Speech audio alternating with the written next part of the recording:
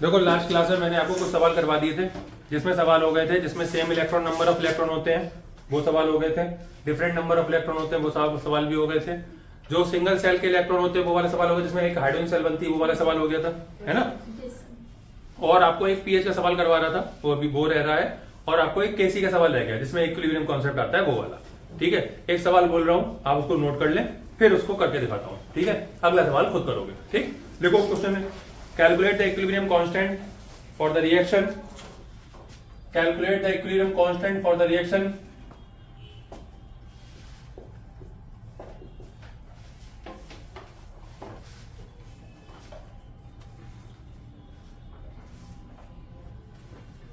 लिखिए for the reaction, reaction में लिख रहा हूं, आप देख लें, ये एक्वस है, एरो,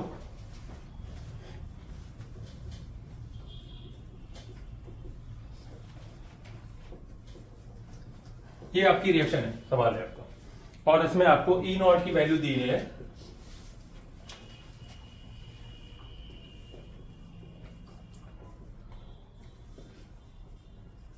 0.80 वोल्ट ये दिया गया है, कॉपर की वैल्यू वही पुरानी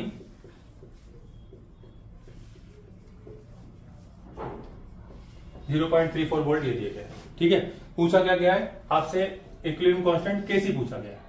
इस सवाल को समझते हैं पहले, सवाल लिख गया। ठीक है, सवाल उसी तरीके से जैसे हम लोगों ने पहले स्टेप किए थे, कुछ भी नया नहीं, हल्का सा नया आया है। सबसे पहले केसी का नाम समझे, केसी का नाम क्या है, तुमने लिख नहीं पाया अभी तक सवाल।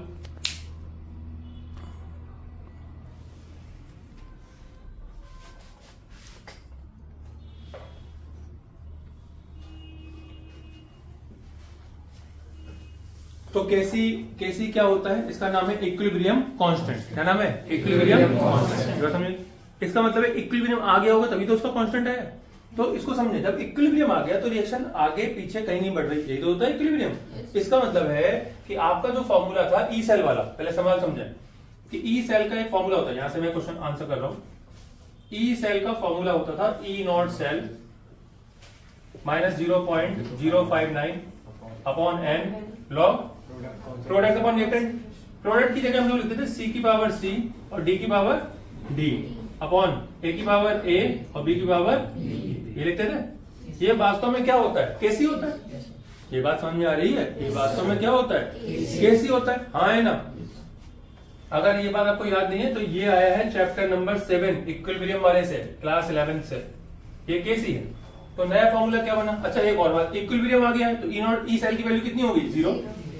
तो 0 is equal to E naught cell minus 0.059 upon n log Kc. ये फॉर्मूला बन गया आपका।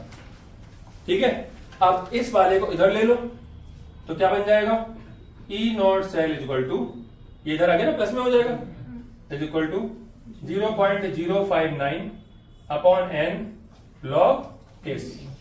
ये आपका फॉर्मूला बन के आ गया इक्विलिब्रियम कांस्टेंट के लिए। अगर आपको इक्विलिब्रियम कांस्टेंट दिया गया है तो आप सीधा सीधा इस फॉर्मूले का इस्तेमाल करेंगे। आपको ये बात ध्यान रखनी है, इक्विलिब्रियम कांस्टेंट नाम में लिखा है इक्विलिब्रियम है, इसलिए ई सेल की वैल्यू कितनी लेके चलनी है, 0 लेके चलनी है। अब देखो एन निकालना है, एन का तरीका सिखा चुका हूं, स्टेप नंबर 1 में होता है, ई नॉट सेल स्टेप नंबर 2 में होता है, कैसे फाइंड ही करना है। बताइए सवाल में कुछ लग रहा है लॉजिक, बिल्कुल सरल सा है, वही तरीका अपना पुराना वाला यहां पे कर देता हूं। पहले इतना समझ में आ गया सभी को, इसमें कोई डाउट तो नहीं है, अभी कुछ पूछना पाछना नहीं, ठीक है। स्टेप 1, स्टेप 1 में क्या है, देखो यहां से हम समझ सकते हैं कि एन कितना है। अब तो आपको समझ पता है ना सबको। देखिए यहाँ पे कितना चार्ज है, 2 प्लस का, यहाँ पे कितना है 2 प्लस का, बराबर चार्ज है। इसका मतलब 2 इलेक्ट्रॉन इधर से उधर गए होंगे, बोलो हाँ।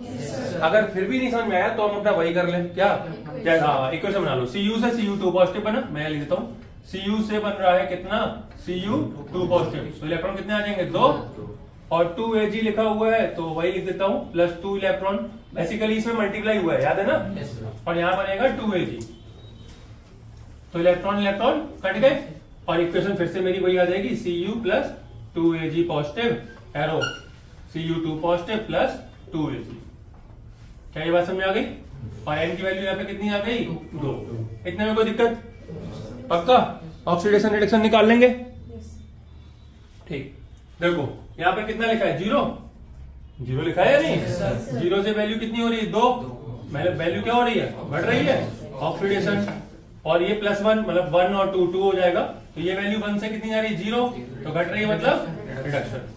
तो Ag पे है रिडक्शन, वही लिख दूंगा मैं। ऑक्सीडेशन किसका हुआ है, कॉपर का, और रिडक्शन हुआ है Ag। देखिए फर्स्ट स्टेप कंप्लीट कर दिया, हो जाएगा। स्टेप 2 देखें, E0 cell, E0 cell equal to E0 reduction minus E0 oxidation. बोलो हाँ, बिल्कुल क्लियर है ना। अब देखो ये कैसे होगा, रिडक्शन पता ही आपको, ऑक्सीडेशन पता ही है, वैल्यू मालूम ही है। रिडक्शन किसमें हुआ है, Ag में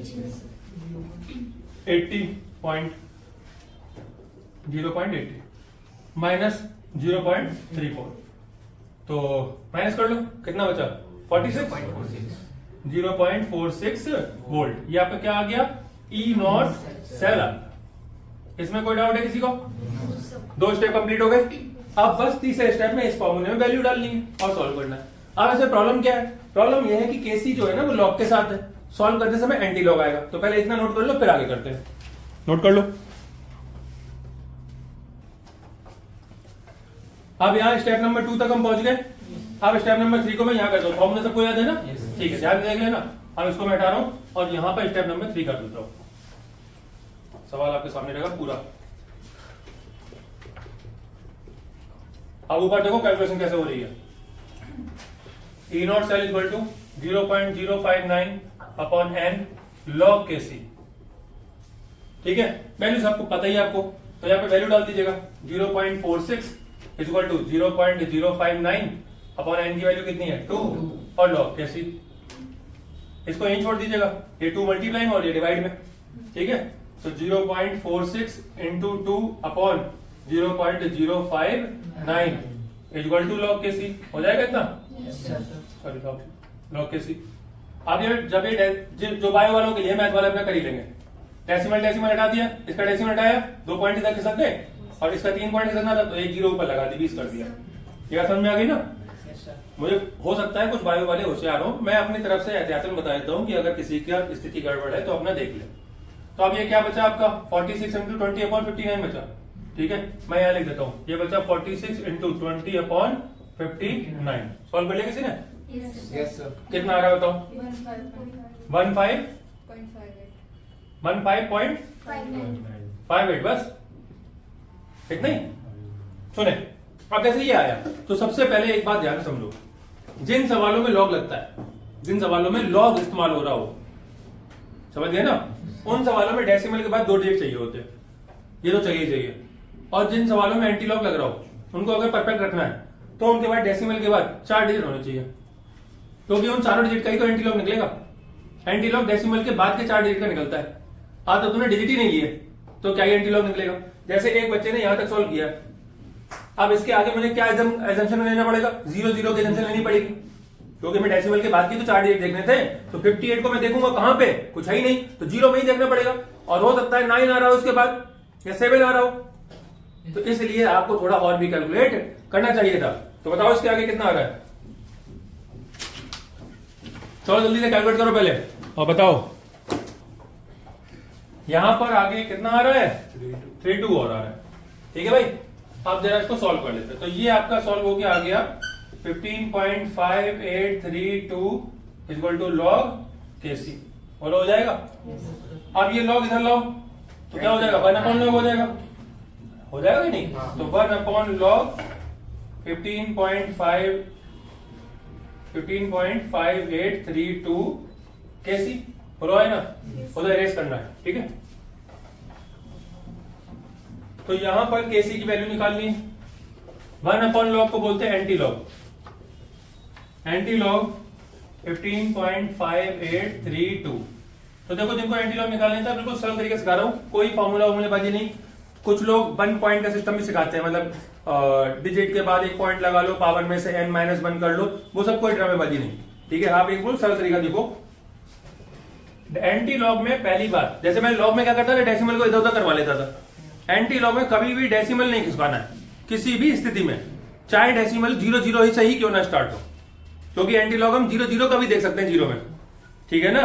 तो आपको डेसिमल नहीं खिसकाना है पहली बार, डेसिमल के बाद के 4 डिजिट ही चेक करने होते हैं, शुरू के 2 का अभी कोई मतलब नहीं है। तो 0.58 को चेक करेंगे 3 और 2 में।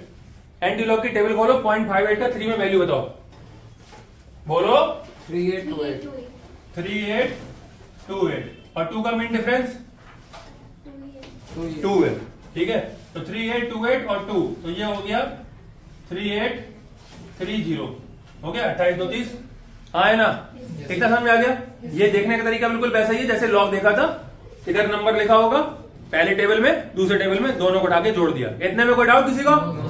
ठीक, अब देखो बेटा ये हमने लिख दिया 3830 और यहां लगा दिया पॉइंट इंटू 10 की पावर कितना 15।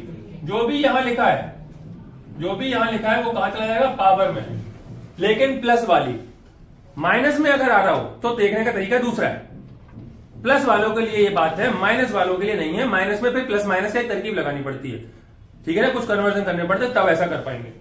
तो ये आपका सीधा आंसर आ गया, ये राजी आपका आंसर, खत्म, निकल गया एंटीलॉग, कोई समस्या नहीं, समझ गए ना। अब देखो यहां पर ये आंसर हो चुका है। अब मैं आपको एक चीज और समझाता हूं याद करने के लिए, ये समझने के लिए। अगर मैंने ये वैल्यू 15.58 पर छोड़ दी होती, ध्यान से देखिए, और आगे 0 0 लेता, तो 0.58 की 0 वैल्यू देखो 3802 और 2 का 0 का मीन डिफरेंस होता नहीं है, हाँ है ना। तो ये एज इट इज यही मेरा आंसर होता, 0 जुड़ेगा नहीं, तो हो जाता है 3.802 इंटू 10 टू पावर 15। अब आपको लग रहा होगा क्या ही अंतर है भाई साहब, पावर 15 की लगी हुई है, सॉल्व करके दिखाओ कितना अंतर है। खरबों से भी ऊपर निकल गया अंतर, क्योंकि पावर भी तो 15 की लगा रखी तुमने।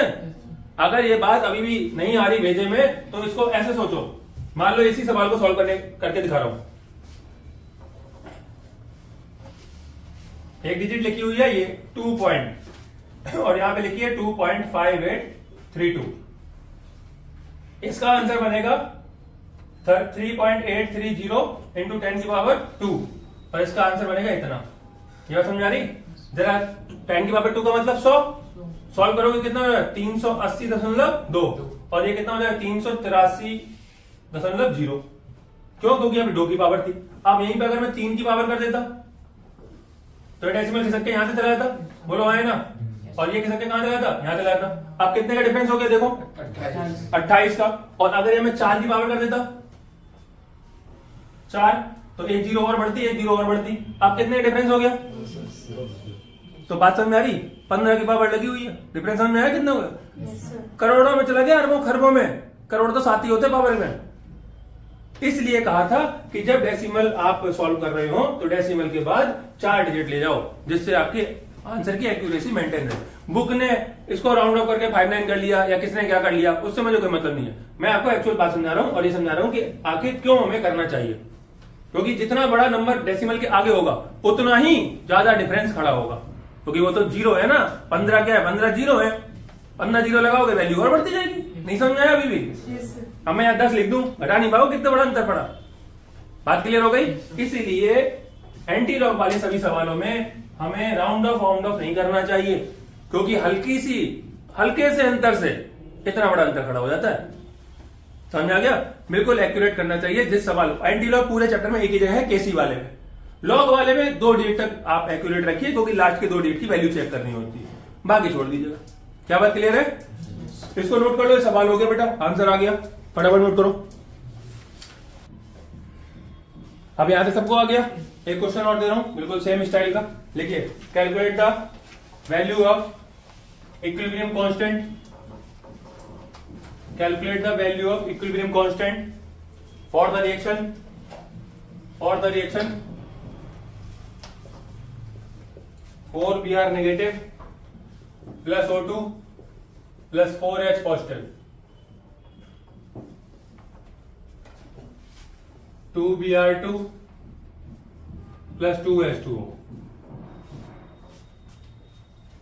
ई नॉट सेल दिया गया है 0.16 वोल्ट, ठीक है। आपको इस रिएक्शन पे कमेंट करना है, तो कमेंट कैसे किया था वो मैं बाद में बताऊंगा। आप पहले इसका केसी निकालिए, केसी से ही कमेंट होगा, तो आप केसी फाइंड करिए। कमेंट ऑन द रिएक्शन है, क्वेश्चन कंप्लीट कर लीजिए। कमेंट ऑन द रिएक्शन तो कमेंट करने का मतलब है आप पहले केसी फाइंड करेंगे फिर इस पे कमेंट कर लेंगे। ठीक है, चलिए स्टार्ट करें सभी लोग, केसी फाइंड करो।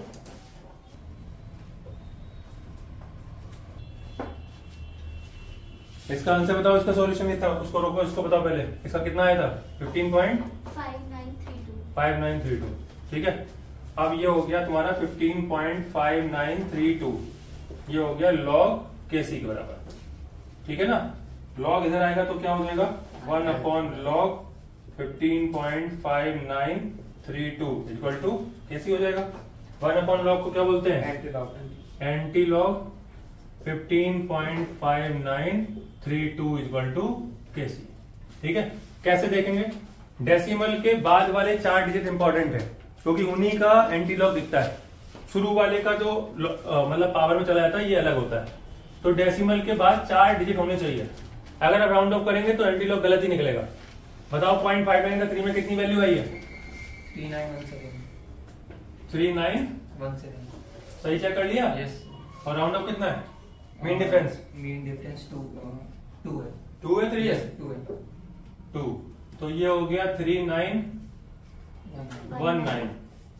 तो आपको ऐसे ही लिख लेना है 3919, डेसिमल लगाना है यहाँ पर फर्स्ट डिजिट के बाद, 1 पॉइंट के बाद नहीं, लॉग में लगाते थे हम 1 पॉइंट करके फिर 4 डिजिट लिखते थे। इसमें जो 4 डिजिट लिखना है ना उसी में डेसिमल लगाना है। ठीक है, और इंटू 10 की पावर 15, ये आपका आ गया केसी, सीधा आंसर। ठीक है, अब यहीं पर देखो, जिन लोगों को लगता है कि राउंड ऑफ कर दो क्या होता है, मान लो इसी डिजिट को मैं लिख दूं 4.5932 और एक बच्चे ने राउंड ऑफ कर दिया 4.5900, तो 4.5932 इसकी वैल्यू बनेगी 3.919। जो भी आगे लिखा होता है वो पावर में आता है, इंटू 10 की पावर 4। सॉल्व करेंगे तो 39190 इतना बन जाएगा, हाँ है ना। Yes. और इस वाले का 0.59 का 0 में देखना, 0.59 में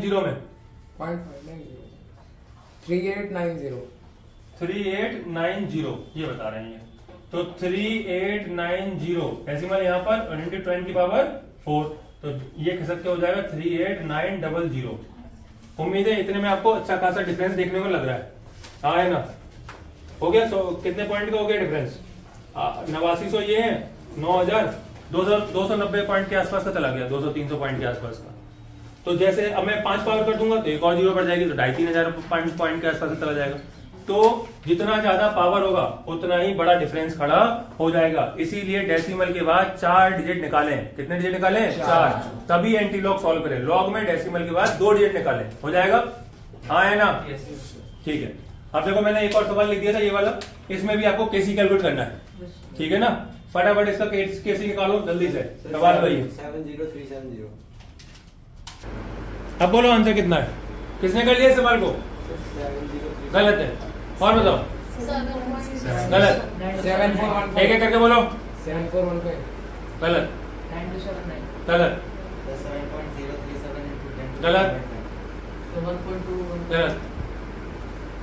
और कोई, इसीलिए कहा था तसल्ली से किया करो सवाल, तुरंत आंसर बोलना है, तुरंत सवाल देखते ही आंसर बोलना है। जब मैं कह रहा हूं कि एंटी लॉग के सवाल बड़ी कैलकुलेशन होती है, धीमे धीमे करो तसल्ली से, नहीं तुरंत करना है। लो हो गया तुरंत, एक का भी आंसर मैच नहीं किया, थोड़ा सा धैर्य से सवाल हो नहीं सकता क्या, दोबारा करिए, काटो सवाल, दोबारा करो, सही आंसर आना चाहिए, दोबारा करो। इसका आंसर मैंने वहां पे लिख दिया है, ये 10.800 को कैलकुलेट करते हुए 6.31 इंटू 10 पावर 10 आएगा। ठीक है, कैलकुलेट कर लेना घर पे, जो भी अगर ना आए तो फिर बताना दोबारा। इतना बात क्लियर है ना। आप सुनिए ध्यान से, ये लगभग मैंने सारे टाइप के सवाल करवा दिए, फिर भी आप अपनी कॉपियों में देख लीजिएगा और जो भी नोट्स अवेलेबल है उनको देखें, और उनमें अगर आपको कुछ नया मिले, कोई ऐसी बात मिले जो आपको समझ में ना आ रही हो, तो संडे वाली क्लास में पूछ लीजिएगा। ठीक है, अब हमारा ये टॉपिक कंप्लीट हो गया है। अब हमारा सिर्फ 2 टॉपिक बचे हैं, एक फैराडे लॉ और एक बचा है आपका कौन सा, कॉलार्श लॉ। आज मैं कॉलार्श लॉ खत्म करके छोड़ूंगा, इसलिए ध्यान से शांति से सुनो। कॉलार्श लॉ बहुत सरल है और तुरंत ही खत्म हो जाएगा, यहाँ पे कोई दिक्कत नहीं, बिल्कुल सरल सा सवाल है। ठीक है, तो कॉलार्श लॉ को देखें, इसको हटा दो। सभी को आई क्या इसमें कुछ पैटर्न लग रहा है क्या? मैं फिर से कह रहा हूं, अगर एक्यूरेसी मेंटेन नहीं रखोगे सवाल नहीं होगा किसी भी स्थिति में।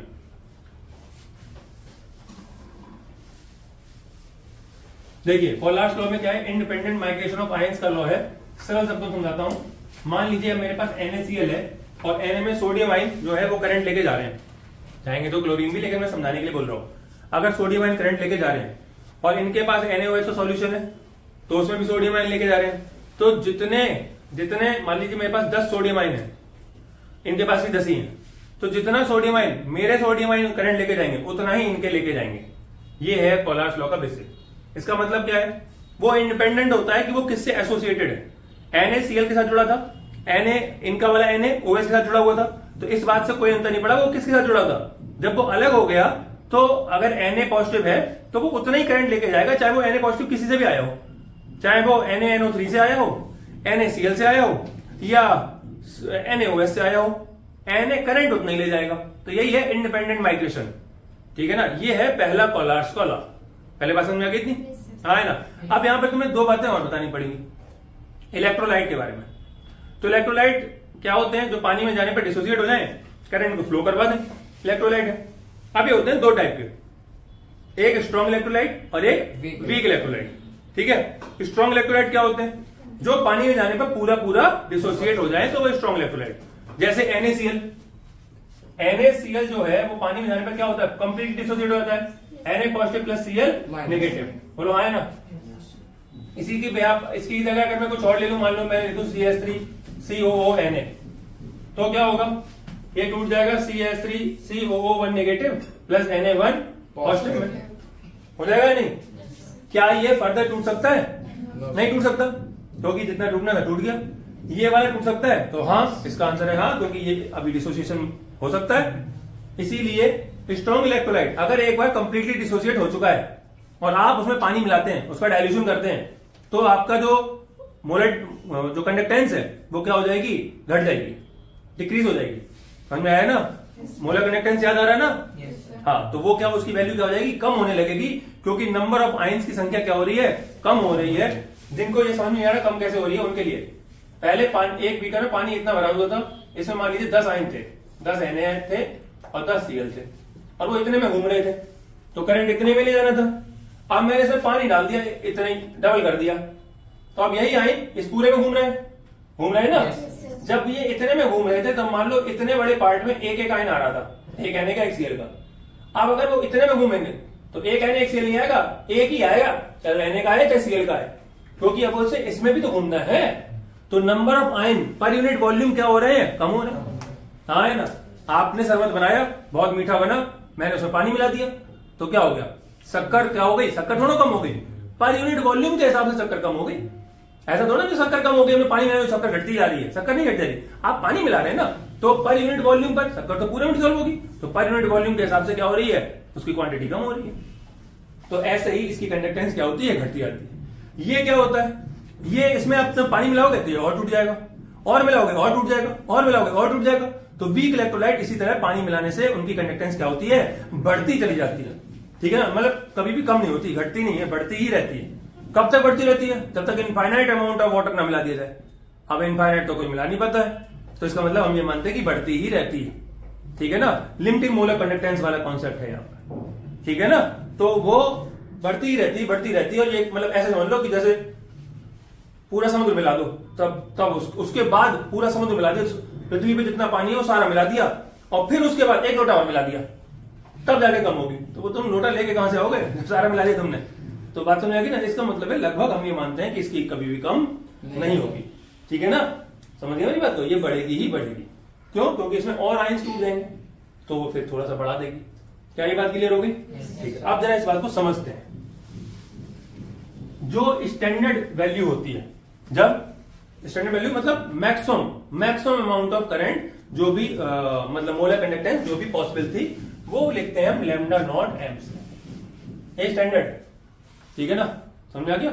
और लैम्डा एम क्या होता है, ये गिवन कंसंट्रेशन पर है, मोलर कंडक्टेंस किस पर, किसी गिवन कंसंट्रेशन में। क्योंकि इसका फॉर्मूला याद करो ना, कप्पा इंटू 1000 बाई एम होता है। एम क्या होता है, कॉन्सेंट्रेशन होता है, वो कॉन्सेंट्रेशन जो हमने लैब में ले रखी है उसी की निकलेगी।